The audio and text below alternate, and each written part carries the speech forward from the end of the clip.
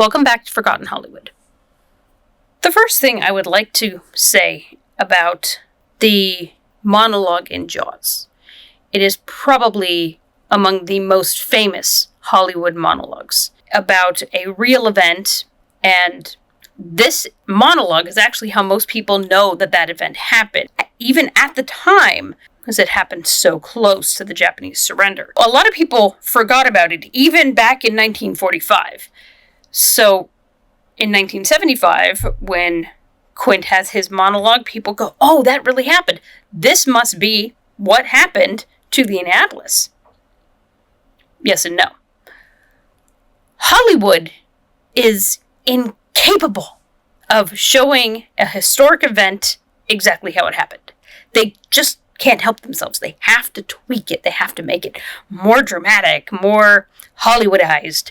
The results often are people getting a skewed view of history. What I did was I actually researched the actual vessel that went down. I looked up accounts of people who were really there, and I'm going to focus on a couple of them. And they gave a much clearer picture of what happened back in 1945. Japanese submarine slammed 2 torpedoes into our side, Chief.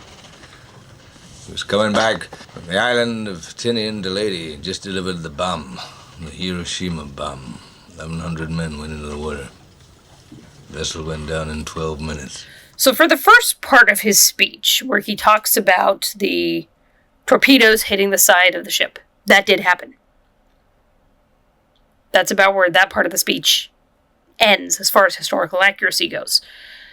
Well, actually, no, he got their starting point right, but they were actually on their way to Guam, and they had just delivered parts of the bomb 3 days prior, so they weren't actually on a secret mission at the time, at least not any more than any ship on patrol is not going to advertise their location. The vessel did go down in 12 minutes. That is also accurate. But he said 1,100 men went into the water, which this is where it gets a little grim, because technically 1,100 men went into the water, but only 900 made it off the ship.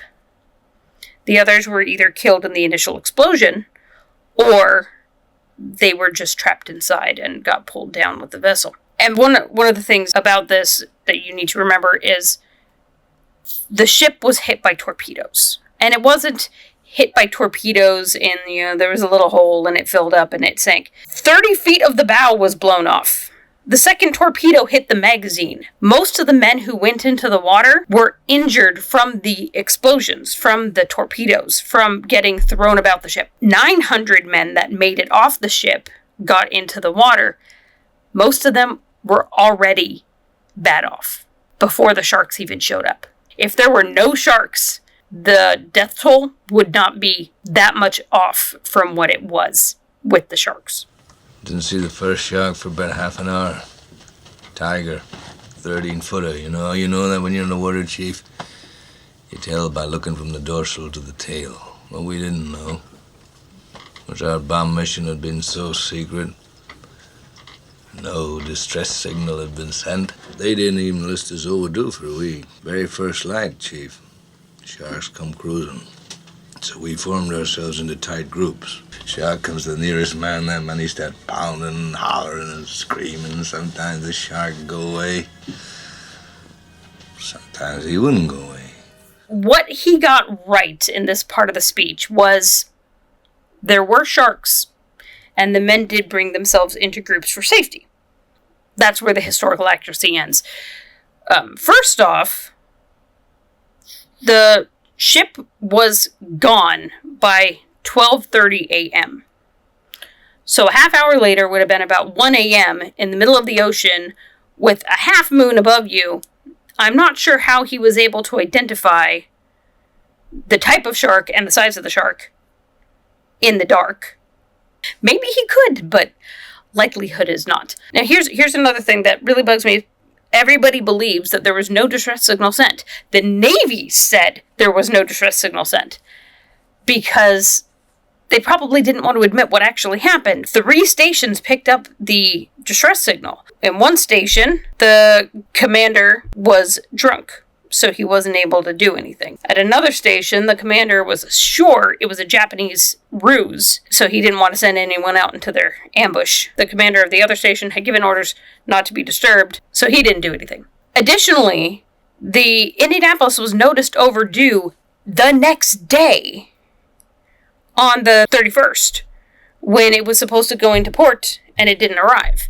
But the guy who was in charge there did not report it missing, for whatever reason. So the way that the ships were tracked at the time was, they said, well, you're supposed to be going from here to here, and it takes 3 days, so a day and a half you should be about here. They didn't know exactly where anybody was, they just sort of guessed based on where you were supposed to be. And so when the guy didn't report him missing, the Navy just assumed they were where they were supposed to be. Also, on the subject of the groups, the sharks did not attack their groups. If they got near their groups, the men would start yelling, all of them, not the one closest to the shark. They would start yelling and pounding the water, and it would scare them off. According to Ensign Harlan Twibble, his account said that the sharks were only taking men who were by themselves, which was mostly people who had died. Sometimes that shark, he looks right into you. Right into your eyes. You know the thing about a shark? He's got lifeless eyes. Black eyes, like a doll's eyes. When he comes at you, he doesn't seem to be living until he bites you. Oh, then you hear that terrible high-pitched screaming. The ocean turns red. In spite of all the pounding and the hollering, they all come in and they rip you to pieces.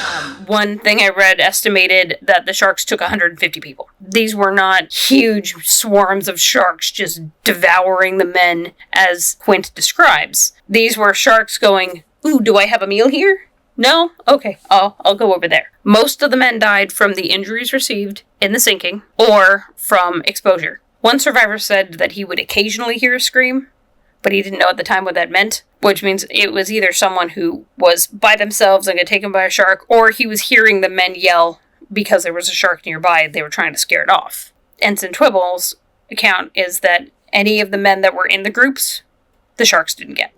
You know, by the end of that first dawn, lost 100 men.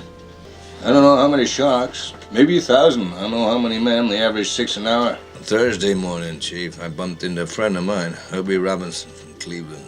He'd been bitten in half below the waist. Okay. Quint's account of there being 1,000 sharks doesn't even make a lot of sense number-wise, but by the first dawn, according to the account by Ensign Twibble, there were 325 men alive by dawn.